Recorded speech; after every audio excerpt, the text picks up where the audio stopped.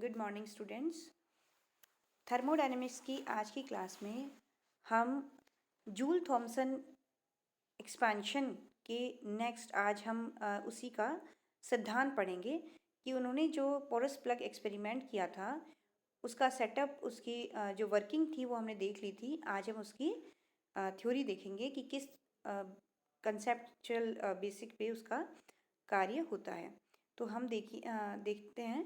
हम जानते हैं कि जूल थॉमसन प्रसार के पोरस प्लग एक्सपेरिमेंट में जब गैस को एक नियत हाई प्रेशर पे, कांस्टेंट हाई प्रेशर पे पोरस प्लग में से गुजारा जाता है, जबकि जो परिस्थितियां हैं वो कैसी होनी चाहिए, एडियाबैटिक होनी चाहिए, मतलब कि ऊष्मारोधी, क्योंकि हमने जो पोरस प्लग था उसको भी ऊष्मारोधी बॉक्स में रखा था और सारा जो हमारा इंस्ट्रूमेंट होता है, सेटअप होता है, वो भी ऊष्मारोधी होता है। अर्थात कि ऊष्मा बाहर के एटमॉस्फेयर से बिल्कुल एक्सचेंज नहीं होती है, ना तो दी जाती है और ना ही प्राप्त की जाती है। तो देखिए, ऐसा करने पर जब गैस को गुजारा जाता है इन कंडीशंस में, तो गैस के टेम्परेचर में चेंज होता है, चेंज देखने को हमें मिलता है। वो चाहे शीतलन, मोस्टली गैसेस में शीतलन होगा, लेकिन कुछ गैसेस तापन प्रभाव भी प्रदर्शित करती हैं।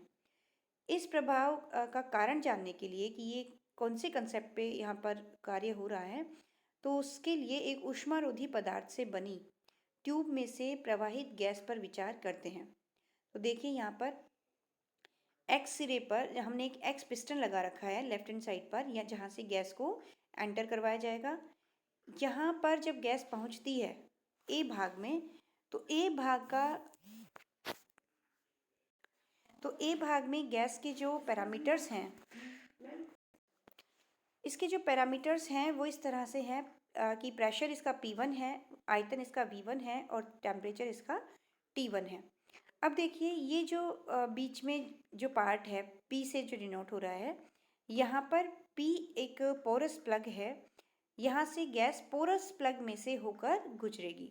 तो जब पोरस प्लग से होकर गैस गुजरती है तो थ्रॉटलिंग प्रोसेस होती है, और थ्रॉटलिंग प्रोसेस की वजह से गैस की इंटरनल एनर्जी का व्यय होता है, और इस वजह से गैस के जब इंटरनल एनर्जी खर्च होती है तो उसके तापमान में कमी आती है। तो देखिए, पी के दोनों ओर वेटलेस और फ्रिक्शनलेस पिस्टन्स एक्स और वाई लगे हुए हैं। यहाँ मिडिल में पोरस प्लग लगा हुआ है और इसके दोनों साइड्स में हमने मान लिया कि इनका वेट ज़ीरो है, इनका कोई वेट नहीं है पिस्टन्स का, और फ्रिक्शन इनका ज़ीरो है, फ्रिक्शन भी इनका ज़ीरो है। तो देखिए, इस केस में जब फ्रिक्शन नहीं है, वेट नहीं है, तो गैसेस के ऊपर अदर फोर्सेस जो होंगे वो ज़ीरो होंगे। तो जो गैस की एनर्जी का लॉस है, या हम कहें कि एक तरीके से ये एडियाबैटिक कंडीशंस में गैस फ्लो कर रही है।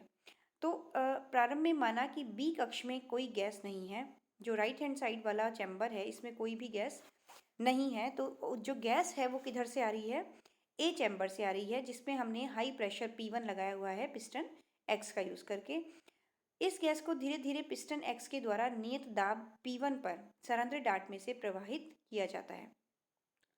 तो इससे गैस का प्रसरण होता है। पिस्टन वाई बाहर की ओर सरकाकर नियत दाब P2 पर गैस का आयतन V2 तक प्रसार होने दिया जाता है। जब पिस्टन वाई को हम लूज करेंगे तो उस केस में गैस जो है बी चैम्बर में आना प्रारंभ होगी। इसको हम आयतन V2 तक यहाँ पर प्रसारित होने देते हैं। जब गैस संपूर्ण रूप से कक्ष ए से गुजरकर बी में पहुंच जाती है, मतलब ए में तो एम्प्टी हो जाती है और बी में पूरी की पूरी गैस आ जाती है, उस केस में पिस्टन एक्स के द्वारा गैस पर किया गया वर्क कितना होगा, इसे हम W1 से डिनोट कर रहे हैं। W1 होगा V1 से 0। तो पिस्टन एक्स के द्वारा कार्य किया जाएगा, तो इसकी जो आयतन की लिमिट्स होंगी, स्टार्टिंग में आयतन V1 था, और जब गैस पूरी तरह से बी चैम्बर में पहुंच जाएगी तो यहाँ पर आयतन 0 हो जाएगा। तो लिमिट्स होंगी V1 to 0 और कार्य की वैल्यू होगी P1 dV। और संपीड़न में गैस के द्वारा किया गया कार्य, ये तो देखिए पिस्टन के द्वारा किया गया कार्य है, और संपीड़न में गैस के द्वारा किया गया कार्य इसका नेगेटिव होगा। तो W1 इक्वल्स टू होगा minus P1 V1। Piston Y के द्वारा किया गया कार्य, पिस्टन वाई पर किया गया कार्य, यहाँ पर देखिए एक्स के द्वारा किया गया कार्य किया जा रहा है और पिस्टन वाई को कार्य की प्राप्ति हो रही है, इसलिए हम यहाँ पर ये वर्ड यूज़ करेंगे कि y पर किया गया कार्य। W2 देखिए, हमेशा कोई भी जब सिस्टम होता है, उस सिस्टम के अगर दो सब सिस्टम्स की हम बात करते हैं, एक सब सिस्टम कार्य करता है तो दूसरे सब सिस्टम को कार्य प्राप्त होता है। तो y पर किया गया कार्य जो W2 होगा उसकी वैल्यू होगी integration 0 to V2 P2 dV। यहाँ पर जो आयतन है वो 0 से लेकर V2 तक इंक्रीज हो रहा है और P2 dV इसकी हम फॉर्मूला रखेंगे। और जब W2 की वैल्यू आएगी P2 V2, तो ये हो गया गैस के द्वारा किया गया कार्य। फर्स्ट में संपीड़न हो रहा था, दूसरे में प्रसरण हो रहा है। तो प्रसरण जो गैस होगी उसके द्वारा किया गया कार्य W2 equals to P2 V2 होगा। इसलिए गैस के प्रसरण में गैस के द्वारा किया गया परिणामित कार्य हो जाएगा W2 माइनस W1, क्योंकि फाइनली जो बी चैम्बर है उसमें गैस का एक्सपांशन हो रहा है। तो एक्सपांशन की कंडीशन में गैस के द्वारा किया गया कार्य होगा W2 माइनस W1, क्योंकि W1 जो है वो क्या है, संपीड़न में गैस के द्वारा किया गया कार्य। तो देखिए यहाँ पर माइनस इसी W1 में भी इंक्लूड हमने पहले ही कर लिया है, तो यहाँ पर जो वैल्यू देंगे P2 V2 minus P1 V1 देंगे।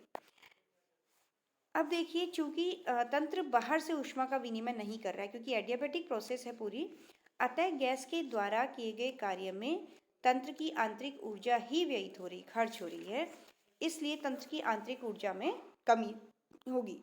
यदि तंत्र की प्रारंभिक और अंतिम अवस्थाओं में आंतरिक ऊर्जाएं हमने माना कि U1 और U2 हैं, तो आंतरिक ऊर्जा में कमी U2 माइनस U1 होगी। अतः ऊष्मागतिकी के प्रथम नियम से, सिंस वी नो कि चेंज इन हीट इक्विवेलेंट होती है change in internal energy plus work done, तो यहाँ पर जो dq equals to du plus dw है, इसकी वैल्यू क्या होगी, 0, क्योंकि एडियाबैटिक प्रोसेस है, हीट एक्सचेंज बिल्कुल 0 है। तो यहाँ पर हम du की वैल्यू पुट कर देंगे U2 minus U1 and dw की वैल्यू हम पुट कर देंगे P2 V2 minus P1 V1। यहाँ से हमारे पास एक जनरल इक्वेशन आ रही है U2 plus P2 V2 equals to U1 plus P1 V1। तो देखिए, सिमेट्रिसिटी से हम लिख देंगे कि ये जो क्वांटिटी है U प्लस PV, ये सभी सब सिस्टम्स के लिए क्या आ रही है, नियत आ रही है। इसका मतलब ये किसको व्यक्त करती है, ये जो क्वांटिटी होती है U प्लस PV, ये एंथैल्पी को व्यक्त करती है, अर्थात एंथैल्पी इस प्रोसेस में नियत बनी हुई है। यहाँ पर एंथैल्पी को पूर्ण ऊष्मा भी कहते हैं। अतः जूल थॉमसन थ्रॉटलिंग प्रोसेस में गैस की एंथैल्पी नियत रहती है। ये रिजल्ट हमने यहाँ से फाइंड आउट कर लिया है। अब देखिए, इक्वेशन जो है U1 plus P1 V1 equals to U2 plus P2 V2, इससे और क्या हम कंक्लूड कर सकते हैं। तो देखिए, अगर P2 V2 ग्रेटर देन होगा P1 V1 से, तो इस केस में U1 ग्रेटर देन होगी U2 से, अर्थात गैस की इंटरनल एनर्जी कम होगी, अर्थात गैस का तापमान कम होगा तो गैस का शीतलन होगा। अगर P2 V2 ग्रेटर देन होंगे P1 V1 से, तो इस केस में गैस का शीतलन देखने को मिलेगा। इसी तरह से अगर P2 V2, हम पहले थर्ड कंडीशन की बात करते हैं। P2 V2 अगर लेस देन है P1 V1 से, अगर P2 V2 less than P1 V1 होगा, तो उस केस में U1 लेस देन U2 होगी, अर्थात कि U2 जो है बढ़ी हुई होगी, आंतरिक ऊर्जा का मान फाइनल केस में बढ़ा हुआ होगा। तो इसका मतलब ये हुआ कि गैस का टेम्परेचर बढ़ गया, अर्थात उसका तापन होगा। तो ऐसी गैसेस के लिए क्या होता है, P2 V2 लेस देन होता है P1 V1 के। सेकेंड केस की हम बात करते हैं, जब P2 V2 इक्वलेंट होता है P1 V1 के, ऐसे केस में U1 इक्वल्स टू U2 होता है, अर्थात प्रारंभिक और अंतिम आंतरिक ऊर्जाओं के मान बराबर होने का मतलब हुआ कि उनके तापमान भी आपस में बराबर होंगे, अर्थात गैस का ना तो तापन होगा और ना ही शीतलन होता है। गैस जिस तापमान से सिस्टम के अंदर एंट्री करती है, उसी तापमान पे वो बाहर हमें आउटपुट में मिलेगी। अब देखिए, जूल थॉमसन एक्सपेंशन में चूंकि हमने निकाला था रिजल्ट कि H equals to U plus PV constant होता है, इसको हम डिफ्रेंशिएट कर देते हैं, तो DH equals to DU plus PdV plus VdP equals to 0 होगा। ऊष्मागतिकी के प्रथम नियम का उपयोग करते हैं, TdS equals to DU plus PdV। Equation 4 और 5 का यूज़ करके हम लिख सकते हैं D U plus P D V को हम लिख देंगे T D S plus V D P equals to 0। अब देखिए, चूंकि हम जानते हैं कि जो एंट्रोपी होती है वो दाब और ताप का फलन होती है, तो हम इसको लिख सकते हैं S equals to S T P, तापमान और प्रेशर का फलन है।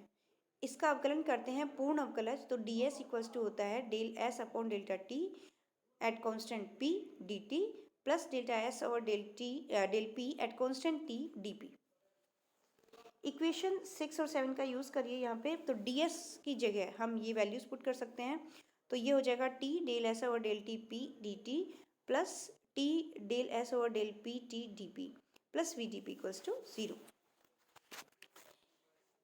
अब देखिए, स्थिर दाब पर गैस की जो विशिष्ट ऊष्मा की परिभाषा क्या कहती है, मतलब ये जो इक्वेशन हमने निकाली इसमें जो पहली टर्म है T delta S over del T at constant P, ये किसको व्यक्त कर रही है एक तरीके से, तो देखिए यहाँ पर टी डेल्टा एस जो है वो तो होता है ऊष्मा delta Q upon delta T हो गई विशिष्ट ऊष्मा, जो कि किस पे है, at constant pressure, that is called CP, जिसे हम सीपी से डिनोट करते हैं। तो यहाँ और मैक्सवेल के ऊष्मागतिक संबंध delta S upon delta P at T equals to minus del V और डेल टी एट पी। तो यहाँ पर जो सेकेंड टर्म में डेरिवेटिव है del S over del P at constant temperature, इसकी जगह हम माइनस डेल वी और del T at constant pressure को रिप्लेस कर देंगे। तो इक्वेशन हमारी होगी C P D T plus minus T del V और del T at constant P minus V multiply by D P equals to 0। तो यहाँ से हम वैल्यू निकालेंगे किसकी, डी टी की, change in temperature, that is equivalent to 1 over C P T del V over del T at P minus V into D P. अब देखिए, चूंकि इस प्रक्रम में एंथैल्पी नियत रहती है, इसलिए D T over D P at constant H, हमने डी पी को लेफ्ट हैंड साइड में ले लिया, तो ये हो गया डी टी और डी पी। अब एंथैल्पी नियत है, तो हम ये जो चेंजेस निकाल रहे हैं, change in temperature with respect to pressure. तो देखिए, वैसे भी हमने जो थ्रॉटलिंग प्रोसेस में सेटअप किया था उसमें प्रेशर डिफरेंस हमने रखा था अपनी तरफ से, क्योंकि गैस को हमने इनपुट दिया था हाई प्रेशर पे और आउटपुट हमें मिली थी लो प्रेशर पे। तो जो चेंज इन टेम्परेचर है, जो गैस का तापमान में परिवर्तन हुआ है, वो क्या देख रहे हैं हम, पर इकाई प्रेशर डिफरेंस पे देख रहे हैं। तो पर इकाई प्रेशर डिफरेंस के साथ गैस के तापमान में कितना परिवर्तन हुआ है, that is written by D T over D P at constant H, क्योंकि कॉन्स्टेंट एंथैल्पी पे हमारा एक्सपेरिमेंट हो रहा है। So that is equivalent to 1 over C P T del V और del T at P minus V. यह समीकरण joule Thompson प्रभाव में दाब परिवर्तन डीपी के कारण उत्पन्न ताप परिवर्तन dt के संबंध को दर्शाता है, और स्थिर एंथैल्पी पर दाब के साथ ताप परिवर्तन की दर जूल थॉमसन गुणांक कहलाती है। तो ये जो लेफ्ट साइड में हमने टर्म निकाली dt over dp at constant h, that is called Joule Thomson coefficient, और इसे हम डिनोट करते हैं म्यू एच से।